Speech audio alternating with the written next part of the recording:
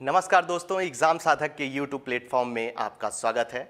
आपको पता है कि हमारी यूनिट 6 चल रही है और पिछली क्लास में हमने क्या पढ़ा था वो आपको याद होना चाहिए, क्योंकि मैंने आपको बताया था कि अधिनियम 1919 और अधिनियम 1935, ठीक है, ये हमारे भारत देश की शासन व्यवस्था कैसी है उसका एक आधार तैयार करते हैं ये दोनों अधिनियम, वो याद रखना है। उसके बाद मैंने आपको एक चीज ये भी बताई थी कि अप्रॉक्सीमेटली बहुत सारा पोर्शन किससे लिया गया है, तो अधिनियम 1935 से हमारे संविधान में चीजें जोड़ी गई हैं।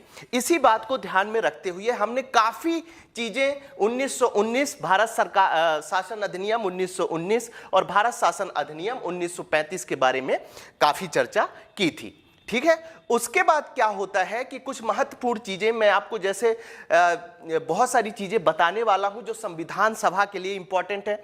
सबसे पहले हम देखेंगे कि संविधान सभा से हमारे क्वेश्चन पेपर किस तरह से आते हैं, संविधान सभा से क्वेश्चन कैसे पूछे जाते हैं, वो सारी चीजें आज हम डिस्कस करने वाले हैं, ठीक है। भरोसा रखिए, हमने कोशिश ये की है कि सारी चीजें कवर अप करें जिससे एग्जामिनेशन में यदि संविधान सभा से संबंधित कोई भी क्वेश्चन पूछा जाता है तो वो क्वेश्चन गलत ना हो, ठीक है।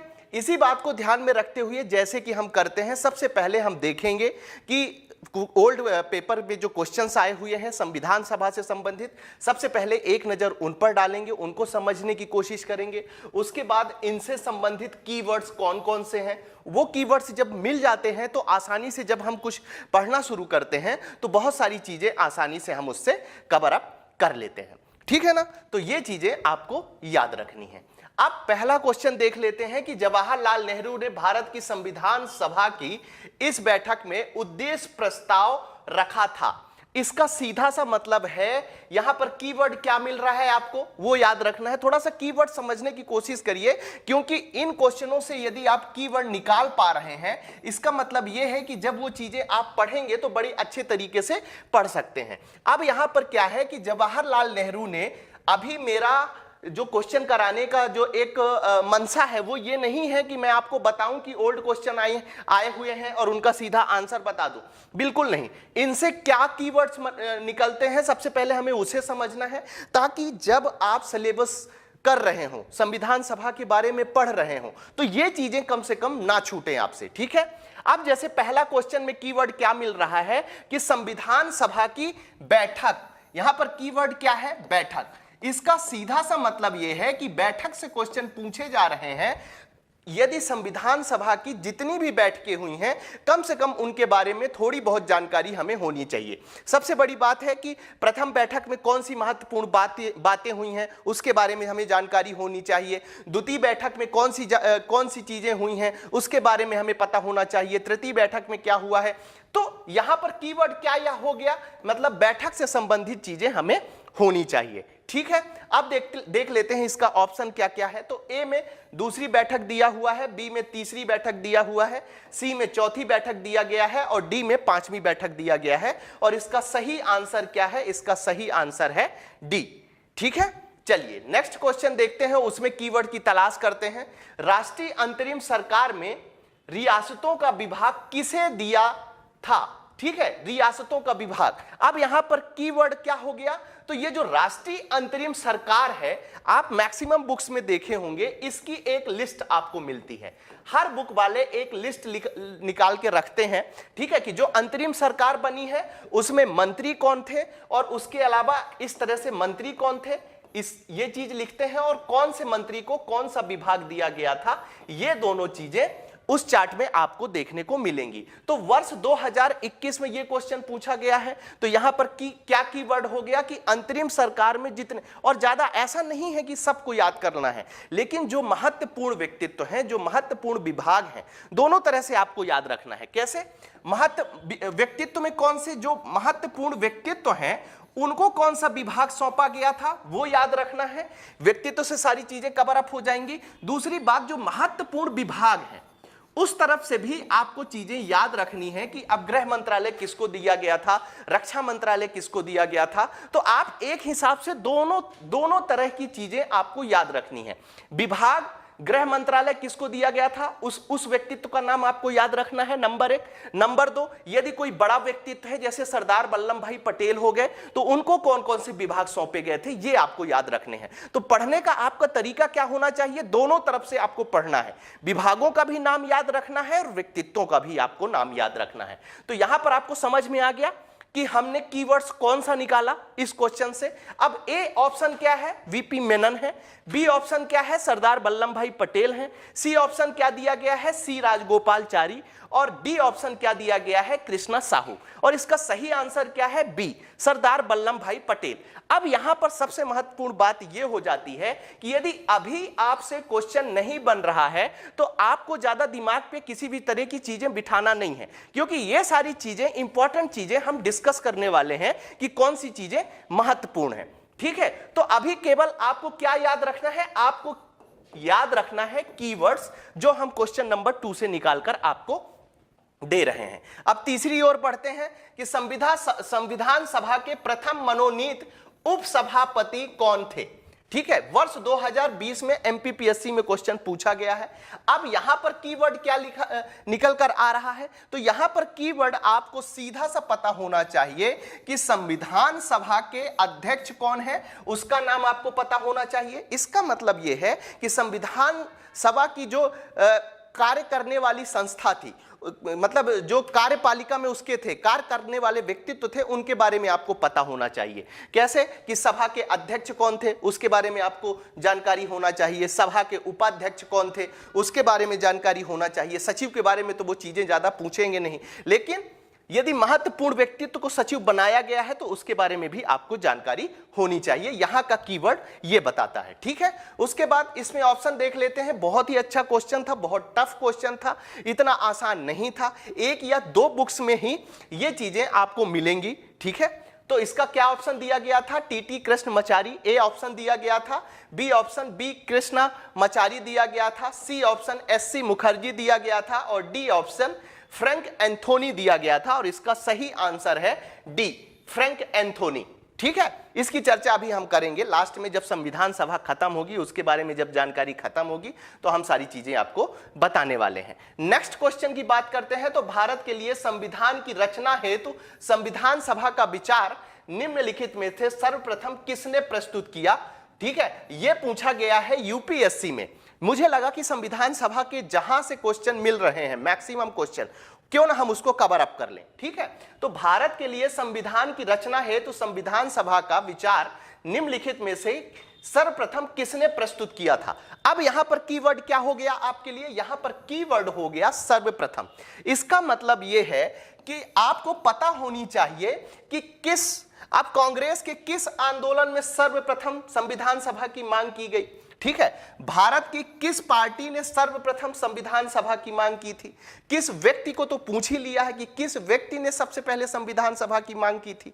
तो यहां पर क्या कीवर्ड हो जाता है कि संविधान सभा से पहले जो प्रथम घटनाएं घटी हैं, ठीक है ना, उन घटनाओं पर आपको नजर रखना महत्वपूर्ण हो जाता है। अब इसमें ऑप्शन क्या दिया हुआ है, तो स्वराज पार्टी ने 1934 में, बी ऑप्शन कांग्रेस पार्टी 1936 में, सी ऑप्शन मुस्लिम लीग 1942 में और डी ऑप्शन सर्वदलीय सम्मेलन ने 1946 में। और इसका सही आंसर क्या है, ए। ये चीज आपको याद रखनी है। ठीक है, चलिए अब आगे बढ़ते हैं, नेक्स्ट क्वेश्चन पर नजर डालते हैं कि एक निर्वाचित संविधान सभा द्वारा, किसके द्वारा, एक निर्वाचित संविधान सभा द्वारा भारत के संविधान का निर्माण करने का प्रस्ताव किया गया था। क्या पूछ रहा है क्वेश्चन, एक बार फिर से पढ़िए कि एक निर्वाचित संविधान सभा द्वारा भारत के संविधान का निर्माण करने का प्रस्ताव किया गया था, किस कमीशन के द्वारा किया गया था। मैंने आपको क्या बोला कि संविधान सभा के पहले की प्रोसेस जो है वो इंपॉर्टेंट हो जाती है।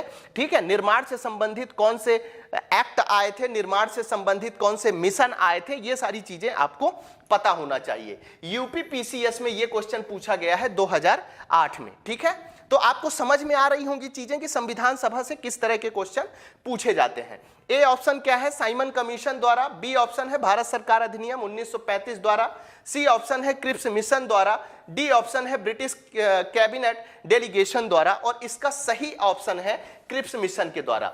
जब हम अभी संविधान सभा का सामान्य परिचय पढ़ेंगे, क्या पढ़ेंगे, सामान्य परिचय पढ़ेंगे, तो सामान्य परिचय में ये सारी चीजें हम कवर अप करने वाले हैं। ठीक है, सारी चीजें कवर अप करने वाले हैं। यहां पर केवल मैं आपको यह बताने, क्योंकि आपको पता है एमपीपीएससी की एक पुरानी आदत है कि वो कभी कभी क्या करता है कि दूसरे पीसीएस के क्वेश्चन, उसी तरह के दूसरे पीसीएस क्वेश्चन सीधे उठा के वो अपने क्वेश्चन पेपर में रख देता है। ठीक है ना, तो कम से कम यदि आपको थोड़ा बहुत अंदाजा दूसरे पीएससी के बारे में भी होगा, पीसीएस का मतलब वही है पीएससी, दूसरे पीसीएस के बारे में, पीएससी के बारे में आपको पता होगा कि कमीशन कैसे क्वेश्चन पूछ रहे हैं, तो वो सही होगा। तो ये 5 क्वेश्चन से मैंने आपको ये समझाने की कोशिश करी है कि किस तरह से क्वेश्चन संविधान सभा के द्वारा संविधान सभा से पूछे जाते हैं।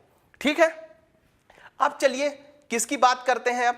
अब हम बात करते हैं सबसे पहले कि यदि संविधान सभा की मांग के आधार पर यदि क्वेश्चन पूछे जाएंगे तो किस तरह के क्वेश्चन पूछे जाएंगे। और सबसे पहला क्वेश्चन जो मैंने आपको बताया था वो यही क्वेश्चन, एक पहला है या तीसरा क्वेश्चन है, जिसमें यही बताया गया है कि भैया सबसे पहले किसने बोला था, सबसे पहले कि संविधान सभा की मांग सबसे पहले किसने की थी, यही क्वेश्चन पूछा गया था। ठीक है ना, तो थोड़ी सी इसके बारे में जानकारी प्राप्त कर लेते हैं। तो संविधान सभा की मांग सबसे पहले मई 1934 में रांची में, कहां पर, स्थान भी आपको याद रखना है, कहां पर, वो पूछ सकता है कि संविधान सभा की मांग कहां पर की गई थी, तो वो चीज आपको याद रखना है, रांची में स्वराज पार्टी द्वारा। कौन सी पार्टी के द्वारा, और यहां पर आपको पार्टी भी याद रखना है, ये चीज आपको ध्यान रखना है। तो सर्वप्रथम अब यहां से 3 क्वेश्चन बनने की पूरी संभावना है और 1 लाइन फैक्चुअल क्वेश्चन आपसे पूछ सकते हैं। ठीक है, पहला क्वेश्चन क्या पूछ सकते हैं कि सर्वप्रथम संविधान सभा की मांग किस वर्ष की गई, आपको आंसर क्या करना है, मई 1934। दूसरी बात, दूसरा क्वेश्चन क्या हो सकता है संविधान सभा की मांग से, संविधान सभा की मांग किस स्थान से सर्वप्रथम की गई, तो आपको रांची याद रखना है। और तीसरा क्वेश्चन यहीं पर क्या पूछ सकता है आपसे कि संविधान सभा की मांग सर्वप्रथम किस पार्टी ने की है, तो आपको याद रखना है स्वराज पार्टी ने की है। ठीक है, उसके बाद दूसरा, सर्वप्रथम विचार किसने संविधान सभा के बारे में प्रस्तुत किया है, तो आपको याद रखना है 1934 में एम.एन. राय द्वारा। ठीक है, किसके द्वारा, एम.एन. राय के द्वारा सर्वप्रथम संविधान सभा के द्वारा विचार प्रस्तुत किया गया था, ये आपको याद रखना है। ठीक है, चलिए अब सामान्य परिचय से मैंने आपको बताया था कि सामान्य परिचय से जो क्वेश्चन पूछे जा सकते हैं उन सारे क्वेश्चंस की चर्चा अपन कर लेते हैं। ठीक है, कैसे, अब यहां पर क्या चर्चा हम कर सकते हैं, प्रस्ताव। तो सबसे पहले यहां पर 2 चीजें आपको वर्ड याद रखने हैं, और कई बार जो क्वेश्चन पूछे जाते हैं उसमें बड़ा कंफ्यूजन हो जाता है। तो आपको एक शब्द याद रखना है, प्रस्ताव। क्या याद रखना है, एक शब्द प्रस्ताव याद रखना है, और दूसरा शब्द आपको याद रखना है गठन। क्या याद रखना है, एक प्रस्ताव याद रखना है और एक गठन याद रखना है। ठीक है, प्रस्ताव कैसे, इसमें यह हो सकता है, आपसे पूछ सकता है कि किसके द्वारा संविधान सभा का प्रस्ताव प्रस्तुत किया गया। क्या पूछ सकता है, किसके द्वारा संविधान सभा का प्रस्ताव प्रस्तुत किया गया, तो आपको क्रिप्स मिशन में टिक करना है। किसमें, ये बहुत लोगों से कंफ्यूजन रहता है, इसीलिए मैं यहां पर हाईलाइट कर रहा हूं, 3 स्टार बना के आप नोट डाउन करिए इस चीज को। ठीक है, कि संविधान सभा का प्रस्ताव सर्वप्रथम किसके द्वारा प्रस्तुत किया गया था, तो आपको याद रखना है 1942 में क्रिप्स मिशन के द्वारा प्रस्तुत किया गया था। ठीक है, फिर यहां पर जो दूसरा क्वेश्चन बन सकता है, वो दूसरा क्वेश्चन ये बन सकता है, यहां पर जो दूसरा क्वेश्चन बन सकता है, वो दूसरा क्वेश्चन यह बन सकता है कि कैबिनेट मिशन योजना के द्वारा सर्वप्रथम, मतलब संविधान सभा का गठन किसके द्वारा किया गया। क्या पूछा जा सकता है, संविधान सभा का गठन किसके द्वारा किया गया है, तो आपको याद रखना है कि कैबिनेट मिशन योजना 1946 में जो आई थी उसके माध्यम से संविधान सभा का गठन किया गया है। तो यहां पर दो चीजें आपको याद रखनी है।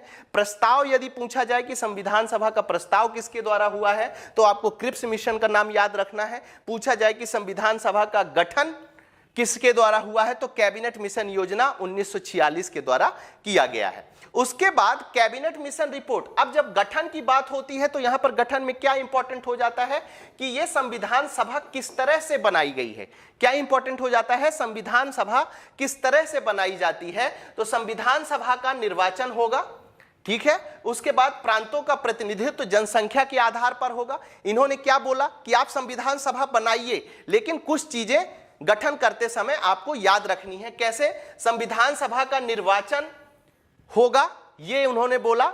दूसरी चीज इन्होंने बोला प्रांतों का प्रतिनिधित्व जनसंख्या के आधार पर संविधान सभा होनी चाहिए और लगभग प्रति 10 लाख व्यक्तियों पर एक प्रतिनिधि जो है वो संविधान सभा का सदस्य बनाया जाएगा। ये चीज आपको याद रखनी है, ठीक है। तो यहां तक की चीजें क्लियर हो गई होंगी।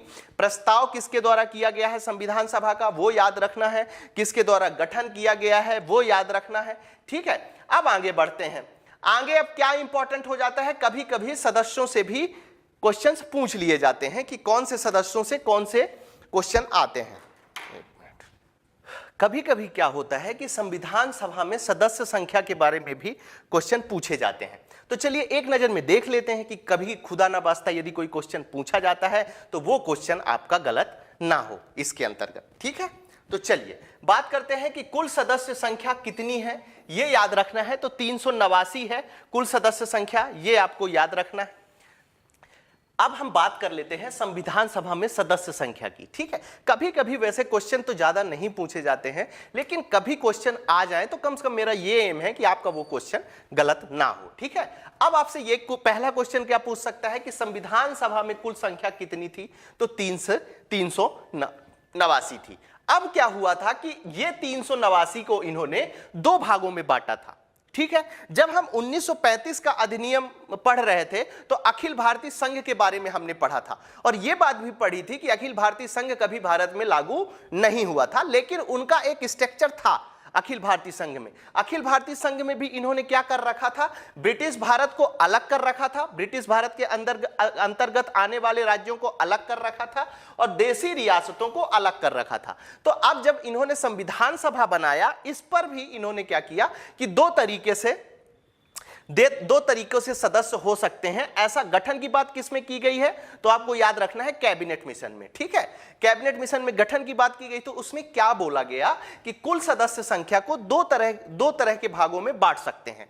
पहला ब्रिटिश भारत के तौर पे बांटा जा सकता है और दूसरा देशी रियासतों के तौर पर बांटा जा सकता है। अब ब्रिटिश भारत में कितने सदस्य हैं? तो 296। आपसे पूछा जा सकता है कि संविधान सभा में ब्रिटिश भारत से कितने सदस्य हैं? तो आपको याद रखना है 296। और आपसे यह भी पूछा जा सकता है कि ब्रिटिश भारत में देशी रियासतों से कितने सदस्य लिए गए थे? तो 93 सीटें थी। अभी सदस्य नहीं, माफ करिएगा, सीटें थी, ठीक है। सीटें, इतनी सीटें बांट दी गई थी कुल सदस्य 389 में से, ठीक है। अब जो ये ब्रिटिश भारत था, ब्रिटिश भारत भी दो भागों में बटा था। समझने के लिए आप ऐसा समझ लीजिए कि अभी के राज्य और कुछ केंद्र शासित प्रदेश थे, ठीक है। तो ब्रिटिश भारत के अंतर्गत कुछ प्रांत ऐसे थे जिन्हें किनके द्वारा शासित किया जाता था? गवर्नरों के द्वारा शासित किया जाता था, ठीक है। फिर ब्रिटिश भारत का एक पार्ट और था, वो मुख्य आयुक्तों के द्वारा गवर्न किया जाता था, ठीक है। तो ये दोनों चीजें आपको याद रखनी थी। तो गवर्नरों के द्वारा जो प्रांत होते थे उसमें 292 सीटें की गई थी। 11 ऐसे राज्य थे, 11 ऐसे प्रांत थे जो गवर्नरों द्वारा शासित किए जाते थे। उसके बाद 4 सीटें मुख्य आयुक्त वाले प्रांतों को दी गई थी। इस प्रकार से ब्रिटिश भारत की 296 सीटें यहां पर क्लियर हो गई। अब बात करते हैं देशी रियासतों की। 389 में से 93 सीटें किसको दे दी गई थी? देशी रियासतों को दी गई थी। देशी रियासतों के प्रतिनिधियों का चयन रियासतों के लोग ही करते थे कि भाई किनको भेजना है, कैसे भेजना है, वो किसके ऊपर छोड़ दिया गया था? देशी रियासतों मतलब उस समय के राजाओं के ऊपर ये चीज छोड़ दी गई थी, ठीक है। तो यहां पर याद रखना है कि अभी सीटों की बात हो रही है, सदस्यों की बात नहीं हो रही है। चलिए आगे बढ़ते हैं, कुछ बातें और देखिए। 1946 का एक चुनाव पूछा गया था। कल मैं जब 1919 पढ़ा रहा था, 1935 और 1919 पढ़ा रहा था, तो वहां पर मैंने एक क्वेश्चन आपसे डिस्कस किया था कि चुनाव कब संपन्न होते हैं। तो 1946 का चुनाव किस अधिनियम के तहत संपन्न हुआ था, यह क्वेश्चन पूछा गया था। ठीक है, तो एक नजर हम इन सीटों पर भी डाल लेते हैं। कभी हो सकता है खुदा न वास्ता क्वेश्चन वैसे पूछे जाने की संभावना तो कम है, लेकिन यदि पूछा जाता है तो आपको याद रखना है कि कांग्रेस ने 296 सीटों में से 208 सीटें किसने जीती थी? ठीक है ना, 208 सीटें कांग्रेस ने जीती थी, 73 सीटें मुस्लिम लीग ने जीती थी और 15 सीटें अन्य को दिया गया था। एक विशेष बात है जिसके बारे में मैं आपको बता दूं कि प्रारंभ में देशी रियासतों ने संविधान सभा में भाग नहीं लिया था। ठीक है, इसीलिए मैंने आपको क्या बताया था, बार बार मैं आपको बता रहा था कि अभी सीटों की बात हो रही है, सदस्यों की बात नहीं हो रही है। यह चीज आपको याद रखना है। तो प्रारंभ में देशी रियासतों ने इसमें भाग नहीं लिया था, मतलब सारी चीजें, सारा खेल किसमें होने वाला था? ये जो कुल 296 सीटें थी, 28 अप्रैल 1947 को जो तृतीय अधिवेशन हुआ था उसमें से भारतीय रियासतें क्रमिक रूप से शामिल होना शुरू हुई थी। अब यह चीज मैंने इसलिए विशेष रूप से लिखी है क्योंकि जब ये पूछा जा सकता है, क्योंकि इस तरह के क्वेश्चन अभी आप देखेंगे तो पूछा गया है। ठीक है, कि किस अधिवेशन में कौन सी घटना घटी है। तो मैं केवल आपको ये बताना चाह रहा हूं यहां पर कि ये जो संविधान सभा में देशी रियासतें जो हैं वो कब शामिल होना शुरू हुई थी? तो तृतीय अधिवेशन में भारतीय रियासतें जो हैं संविधान सभा में शामिल होना शुरू हुई थी। ये चीज आपको याद रखना है। ठीक है, अब संविधान सभा का जो निर्वाचन हुआ था, संविधान सभा के जो सदस्य चुने गए थे वो कैसे चुने गए थे? तो एक दो चर्चाएं हम कर लेते हैं जिनसे क्वेश्चन पूछे जाने की संभावना है। तो सबसे पहले तो क्या है, एक निर्वाचक मंडल बनाया जाएगा। क्या बनाया जाएगा? निर्वाचक मंडल बनाया जाएगा। निर्वाचक मंडल शब्द और आपने सुना होगा, जब राष्ट्रपति का उपराष्ट्रपति का चुनाव होता है तो वहां पर भी निर्वाचक मंडल बनता है। तो एक निर्वाचक मंडल बनेगा। ठीक है, और इसी निर्वाचक मंडल के द्वारा कौन होंगे? प्रांतों के विधान सभाओं के रूप में, ठीक है, निर्वाचक मंडल बनाए जाएंगे जहां से सदस्यों को चुनना है। क्या करना है? जहां से सदस्यों को चुनना है वहां क्या बनाए जाएंगे? निर्वाचक मंडल बनाए जाएंगे। प्रांतों की विधान सभाओं के रूप में निर्वाचक मंडल बनाए जाएंगे। यह चीज आपको याद रखनी है कि ये जो निर्वाचक मंडल के सदस्य चुने जाएंगे वो कहां से चुने जाएंगे? तो प्रांतों की विधान सभाओं से ये सदस्य चुने जाएंगे। ये चीज आपको याद रखनी है। उसके बाद दूसरा क्वेश्चन क्या पूछ सकते हैं आपसे? हो सकता है स्टेटमेंट वाला क्वेश्चन दे दें और वो ये दे दें कि संविधान सभा में वयस्क मताधिकार के आधार पर सदस्यों का चयन किया गया था। तो ये बिल्कुल गलत क्वेश्चन है। वयस्क मताधिकार के आधार पर ऐसा बिल्कुल भी नहीं किया गया था, बल्कि कैसे किया गया था? सीमित अधिकार दिए गए थे। 1935 के अधिनियम के पहले मैंने आपको बताया था कि कर, शिक्षा और संपत्ति के आधार पर लोगों को वोट देने का अधिकार दिया गया था। और वोट देने का अधिकार किन्हें दिया गया था? तो विधानसभा के, प्रांतों की विधानसभाओं के सदस्यों को।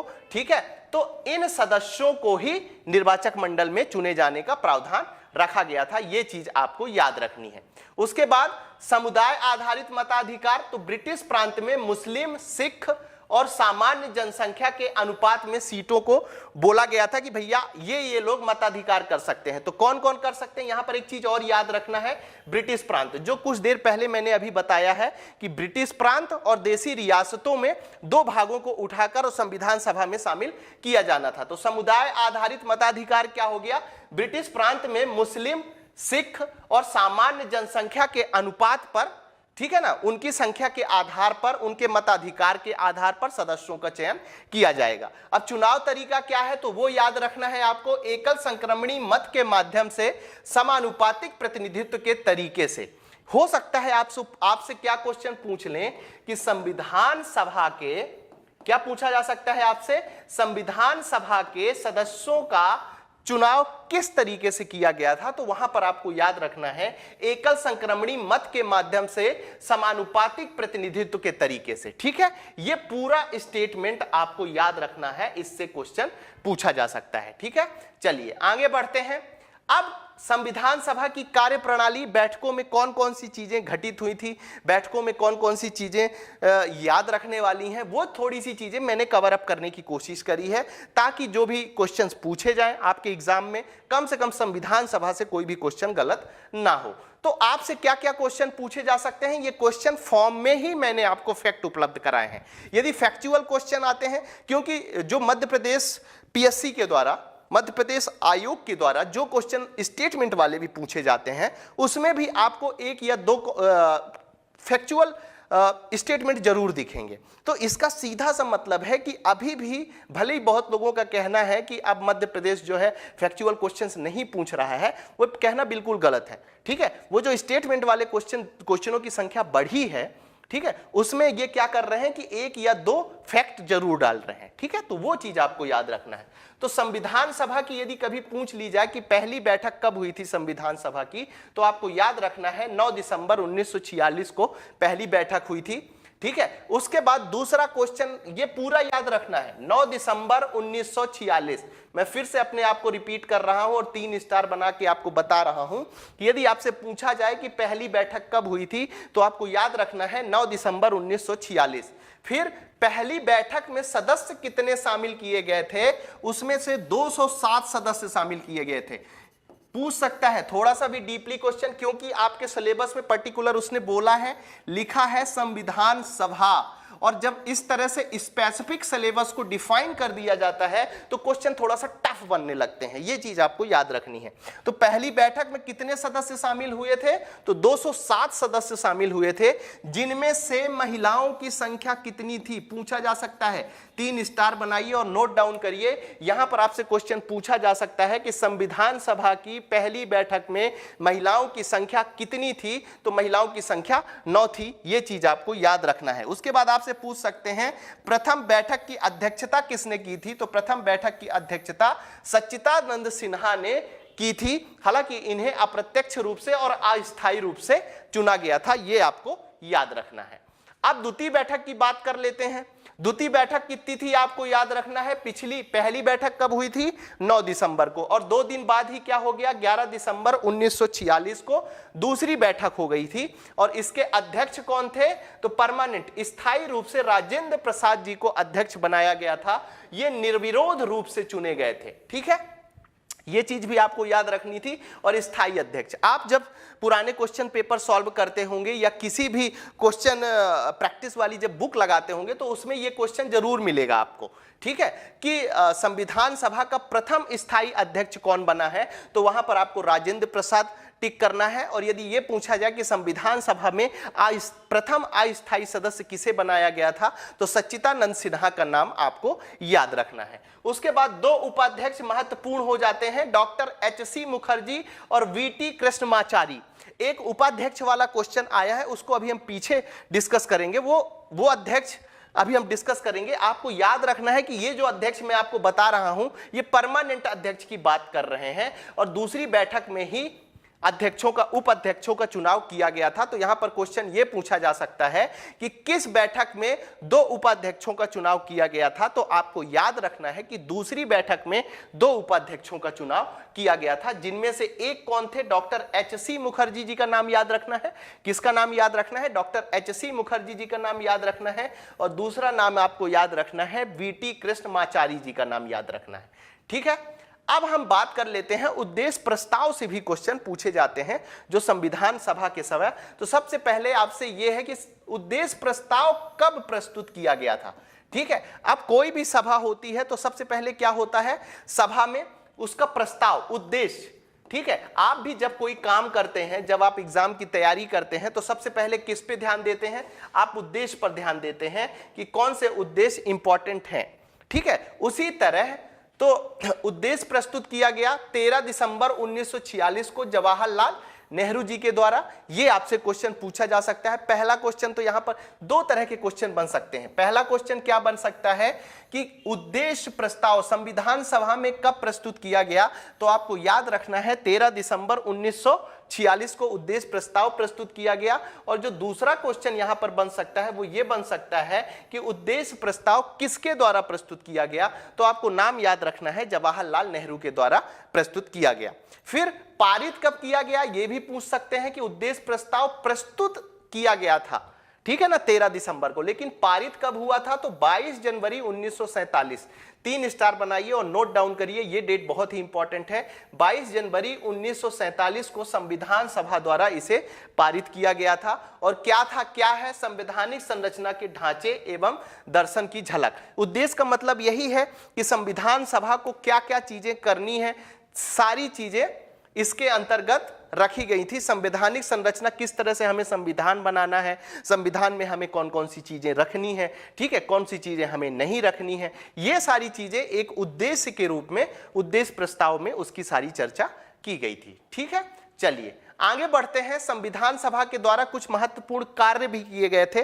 तो मैंने जब पुराने क्वेश्चन पेपर्स देखे, अब सारे पुराने क्वेश्चंस, हर आयोग के क्वेश्चन पेपर मैं यहां पर सॉल्व नहीं करा सकता हूं, आपको नहीं बता सकता हूं, लेकिन हां, एग्जाम के कुछ दिन पहले मैं एक श्रृंखला चलाऊंगा, एक सीरीज चलाने वाला हूं, जिसमें सारे क्वेश्चंस एक साथ करके और आपको सारी इंफॉर्मेशन उसके बारे में दी जाएगी। तो अभी आप जो पढ़ रहे हैं उसका रिवीजन MCQs के माध्यम से हम करने वाले हैं। ठीक है, हो सकता है कि 3 या 4 मई से हम ये सीरीज शुरू कर दें, तो आपको 15-16 मई तक हम सारी चीजें उपलब्ध करा दें। ठीक है, अब संविधान सभा के द्वारा कुछ कार्य किए गए थे, तो उनकी डेट अक्सर पूछी जाती है। ओल्ड, जब आप प्रीवियस ईयर क्वेश्चन पेपर देखेंगे तो इनके, मैं केवल MPPSC की बात नहीं कर रहा हूं, यूपीएससी का भी क्वेश्चन उठाकर देख लीजिए, UPPSC का भी आप क्वेश्चन पेपर उठाकर देख लीजिए, तो वहां पर बहुत सारे क्वेश्चन इनसे पूछे गए हैं।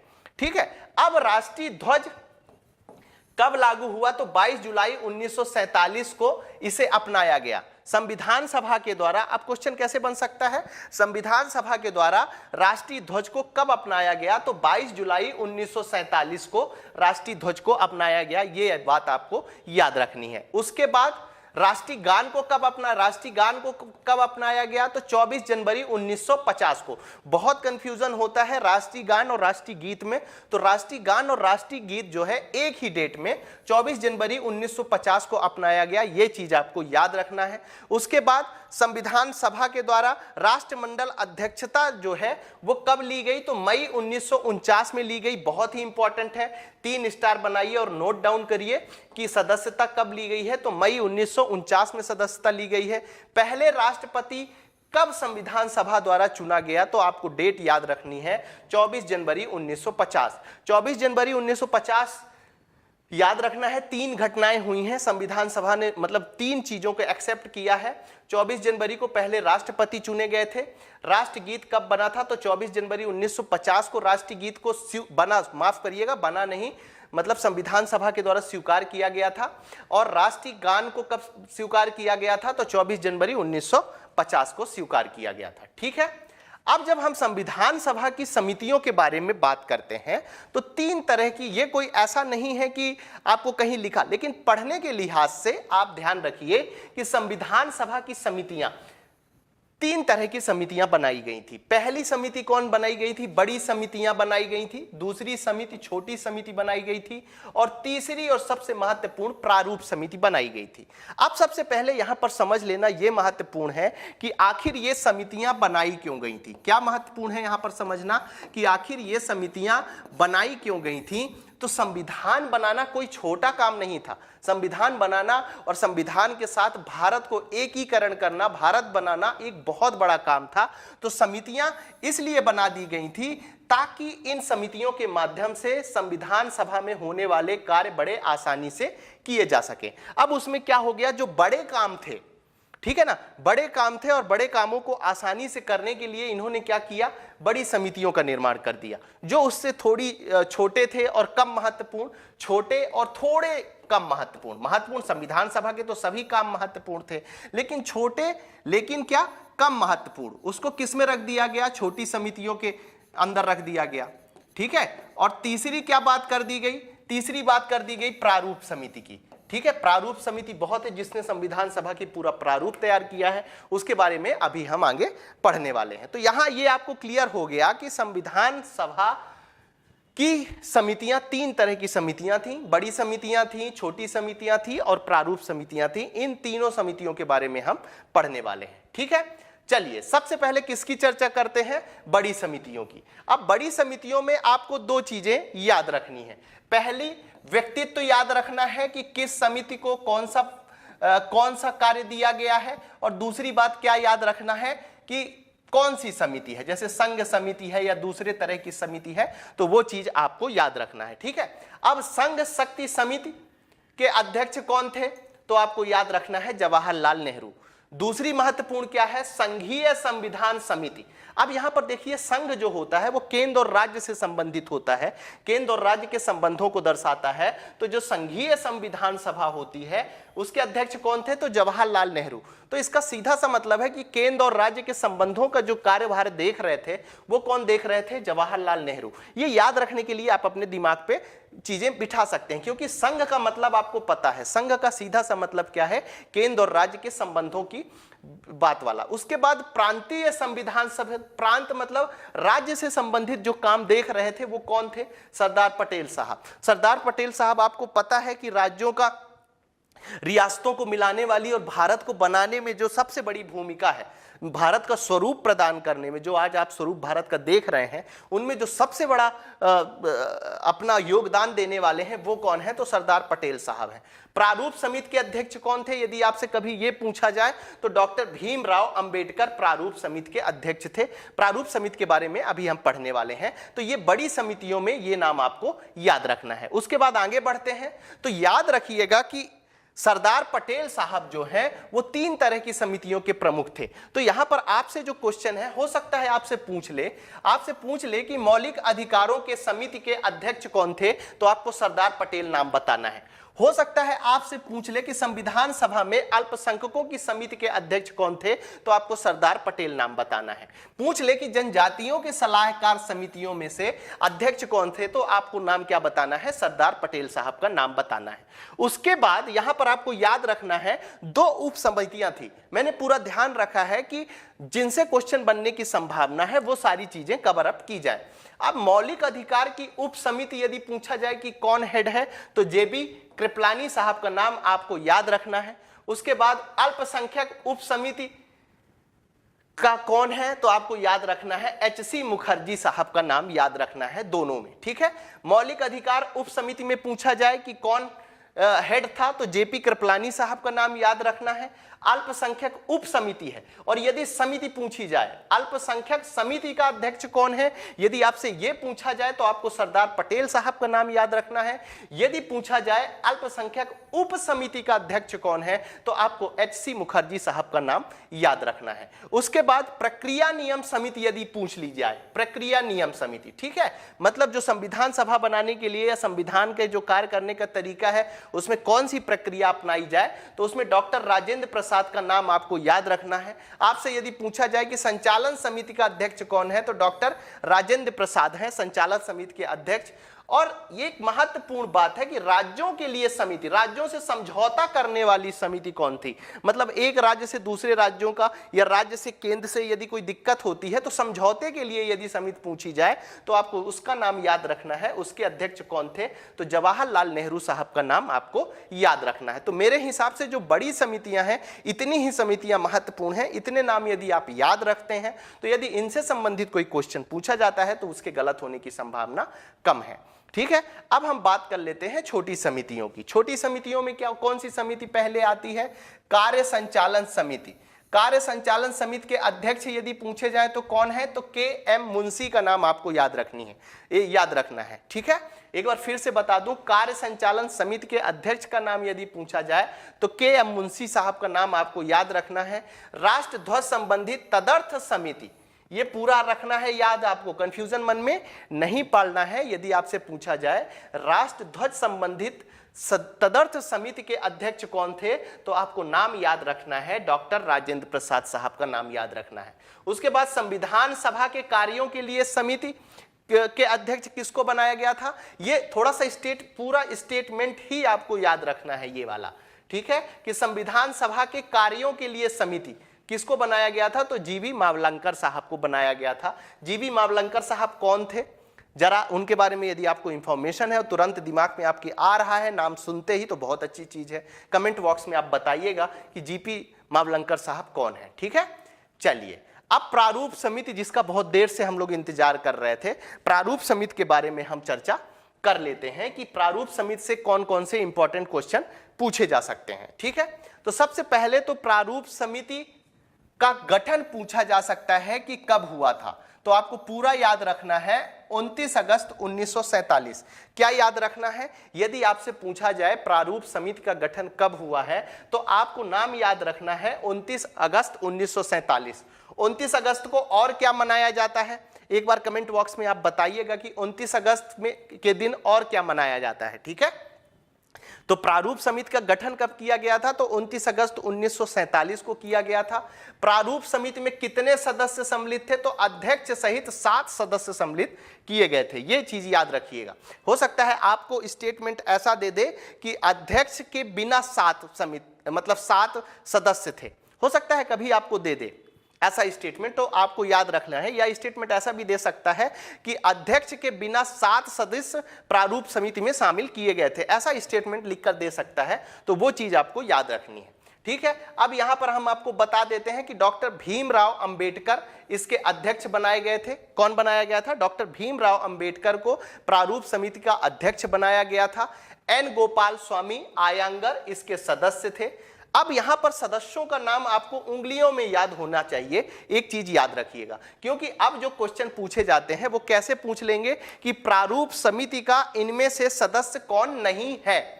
ठीक है, क्या पूछ सकता है कि प्रारूप समिति का इनमें से सदस्य कौन नहीं है? तो आप ये क्वेश्चन तभी सॉल्व कर सकते हैं जब इनके बारे में पूरी जानकारी होगा। और एमपीपीएससी में जो 3 नंबर का क्वेश्चन आता है उसमें भी क्वेश्चन पूछा गया है और आपसे पूछा जा सकता है कि प्रारूप समिति के 5 सदस्यों का नाम लिखिए। ठीक है, तो इस तरह से क्वेश्चन आ सकते हैं, इसलिए मेंस के हिसाब से भी और प्रीलिम्स के हिसाब से ये प्रारूप समिति थोड़ा सा आपके लिए इंपॉर्टेंट हो जाती है। दूसरा सदस्य कौन है? तो अल्लादी कृष्ण स्वामी अय्यर दूसरे हैं। तीसरे सदस्य की बात करें तो डॉक्टर के.एम. मुंशी साहब हैं। चौथे सैयद मोहम्मद सादुल्ला हैं। ठीक है, नेक्स्ट है एन माधव राव। एन माधव राव जो हैं वो बी.एल. मित्र की जगह आए हुए थे, जिनके स्वास्थ्य कारणों से इन्होंने त्यागपत्र दे दिया था।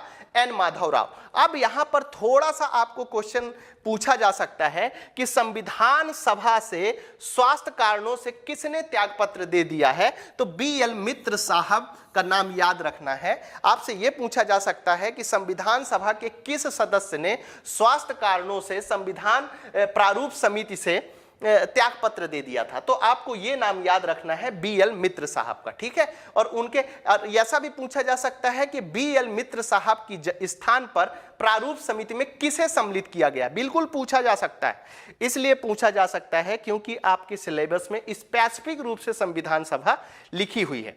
ठीक है ना, इसलिए वो क्वेश्चन आपसे पूछा जा सकता है। तो एन माधव राव थे। टी.टी. कृष्णमाचारी साहब जो हैं वो डी.पी. खेतान की मृत्यु के बाद बनाए गए थे। अब यहां पर एक क्वेश्चन और पूछ सकता है कि प्रारूप समिति के सदस्यों में से किस सदस्य की मृत्यु हो गई थी? तो आपको डी.पी. खेतान साहब का नाम याद रखना है। और दूसरा क्वेश्चन क्या पूछ सकता है कि डी.पी. खेतान साहब की मृत्यु के बाद किस सदस्य को प्रारूप समिति में शामिल किया गया था? तो यह नाम आपको याद रखना है, टी.टी. कृष्णमाचारी। अच्छा, यहां पर एक चीज जैसे याद रखने के तरीके से मैं आपको बता दूं कि आप कैसे याद रख सकते हैं इसको। अब यहां पर मैं आपको बता दूं कि आप प्रारूप समिति के सदस्यों का नाम कैसे याद रख सकते हैं। तो आपको थोड़ा सा ध्यान देके जब आप देखेंगे तो कृष्ण के नाम का कई जगह आपको कृष्ण के नाम मिलेंगे। कृष्ण, माधव, कृष्ण स्वामी, गोपाल। ठीक है, उसके बाद एक मुस्लिम सदस्य है सैयद मोहम्मद सादुल्ला, इनका नाम भी याद रखना है। हो सकता है वो आपसे पूछ लें कि प्रारूप समिति में मुस्लिम सदस्य कौन थे, तो सैयद मोहम्मद सादुल्ला का नाम आपके लिए इंपॉर्टेंट हो जाता है। जितने भी प्रकार के क्वेश्चन आपसे पूछे जा सकते हैं वो सारे क्वेश्चंस मैंने यहां पर डिस्कस कर दिए हैं, वो चीज आपको याद रखना है। उसके बाद सबसे महत्वपूर्ण बात, यहां पर 2 क्वेश्चन पूछ सकते हैं कि संविधान सभा में कितनी महिलाएं थी? तो आपको संख्या याद रखना है कि संविधान सभा में 15 महिलाएं शामिल की गई थी। पहली बात यह याद याद रखना है और इन महिलाओं के हो सके तो आप नाम जरूर याद रखिए, क्योंकि जब पूछ सकता है कि इनमें से मध्य प्रदेश का मुख्यमंत्री कौन नहीं रहा है, इनमें से मध्य प्रदेश का राज्यपाल नहीं रहा है, इनमें से मध्य प्रदेश का सचिव कौन नहीं रहा है, जब ऐसा क्वेश्चन पूछा जाता है तो क्यों ना हम इनके नाम याद रख लें। हो सकता है आपसे नेक्स्ट क्वेश्चन क्या पूछ ले कि संविधान सभा में 15 महिलाओं में से कौन सी महिला शामिल नहीं थी। ठीक है, तो एक नजर में हम देख लेते हैं, ये लिस्ट मैंने पूरी दे दी है, हो सके तो आप नोट डाउन कर लीजिए या तो इसकी पीपीटी हम अपने टेलीग्राम चैनल एग्जाम साधक में आपको उपलब्ध करा देंगे, वहां पर जाकर आप प्राप्त कर सकते हैं। ठीक है, तो पहला नाम विजय लक्ष्मी पंडित है, दूसरा नाम राजकुमारी अमृत कौर है, तीसरा नाम सरोजनी नायडू है, चौथा नाम सुचेता कृपलानी है, पांचवा नाम पूर्णिमा बनर्जी है, छठा नाम लीला राय है, सातवां नाम जी दुर्गा बाई है, आठवां नाम हंसा मेहता है, नौवां नाम कमला चौधरी है, 10वां नाम रेणुका रे है, 11वां नाम मौलती चौधरी है। ठीक है, 12वां नाम दक्ष यानी वेलयुद्धन है, 13वां नाम बेगम एजाज रसूल है, 14वां नाम एनी मस्करी है और 15वां नाम अम्मू स्वामीनाथन है। तो ये 15 नाम आपको याद होने चाहिए, क्योंकि मैंने आपको बता दिया कि कैसे क्वेश्चन पूछे जाने की संभावना है। ठीक है, चलिए संविधान सभा की भूमिका के बारे में बात कर लेते हैं।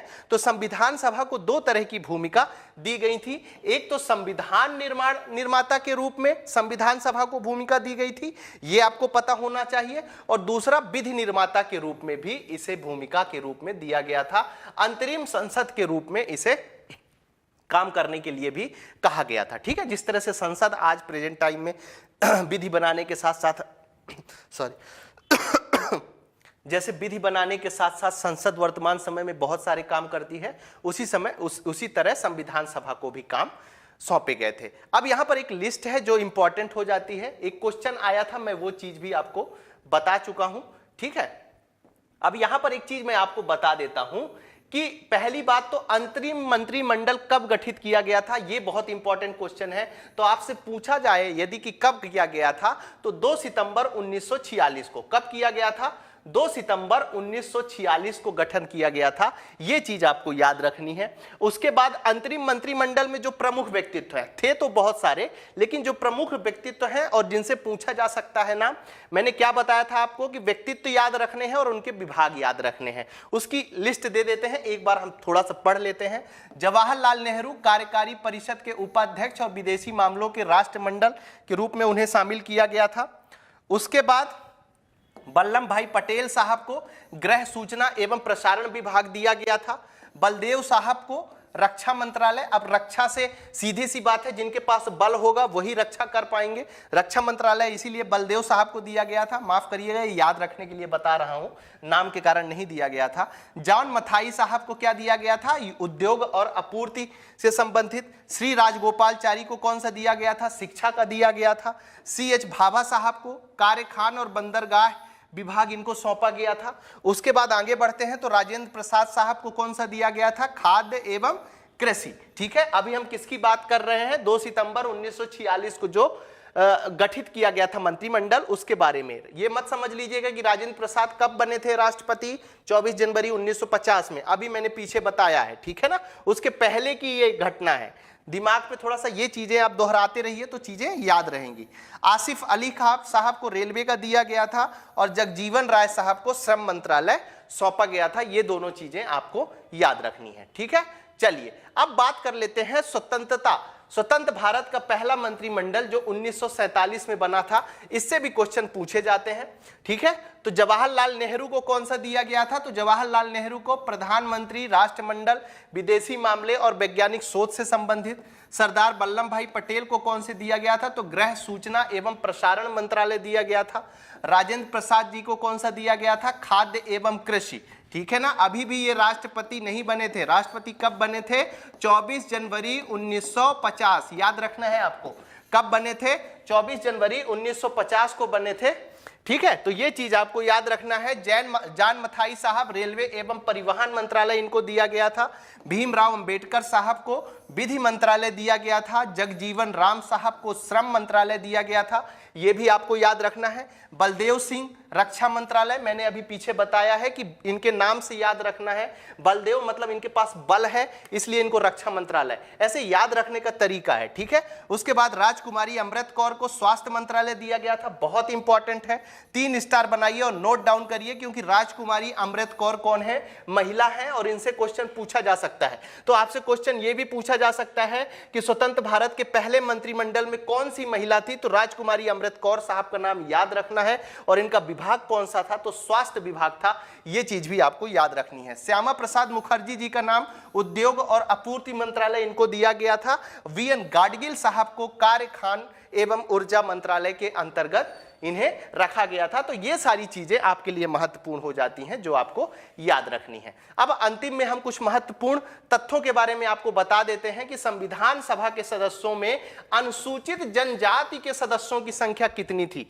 कभी भी आपसे ये क्वेश्चन पूछा जा सकता है। यदि उत्तर प्रदेश के आयोग ने संविधान सभा में महिलाओं की संख्या कितनी है ये क्वेश्चन पूछ चुका है, तो हो सकता है कि मध्य प्रदेश में अनुसूचित जनजाति की संख्या पूछ ले, क्योंकि आपको पता है कि मध्य प्रदेश अनुसूचित जनजाति का बाहुल्य क्षेत्र है, तो आपसे ये क्वेश्चन पूछा जा सकता है। तो अनुसूचित जनजाति के सदस्यों की संख्या कितनी है, तो 33 है, ये याद रखना है। उसके बाद संविधान सभा बनाने में कितना वक्त लगा, तो 2 वर्ष 11 महीने 18 दिन। ये तो बच्चे को याद है और आपको भी याद होना चाहिए। संविधान सभा के कितने अधिवेशन हुए, ये क्वेश्चन पूछे जा सकते हैं।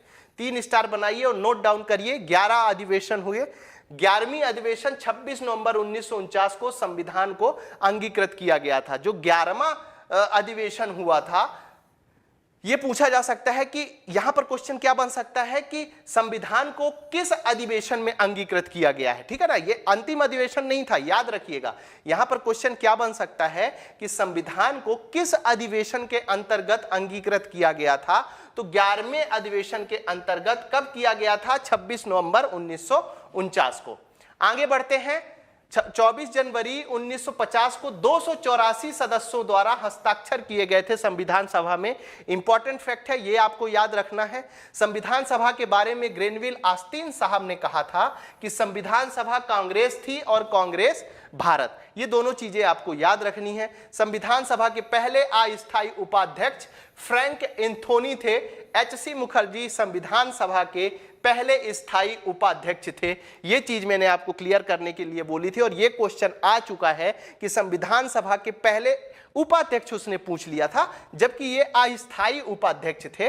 कौन, फ्रैंक एंथोनी साहब। तो ये चीज आपको याद रखनी है। और एचसी मुखर्जी साहब संविधान सभा के पहले स्थायी उपाध्यक्ष थे। ये चीजें आपको याद रखनी है।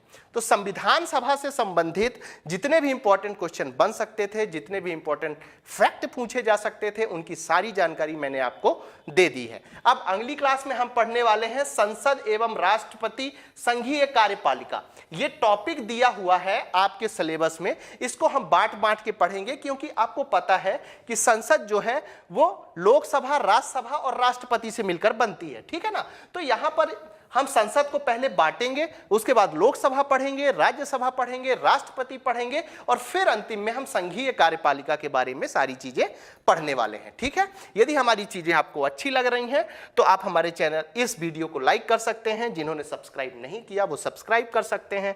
साथ ही आज की क्लास की यदि आप PDF डाउनलोड करना चाहते हैं तो हमारे टेलीग्राम चैनल एग्जाम साधक में जाकर आप PDF को डाउनलोड कर सकते हैं। आप सभी के उज्जवल भविष्य की शुभकामनाओं के साथ आज की क्लास हम यहीं समाप्त करते हैं। धन्यवाद।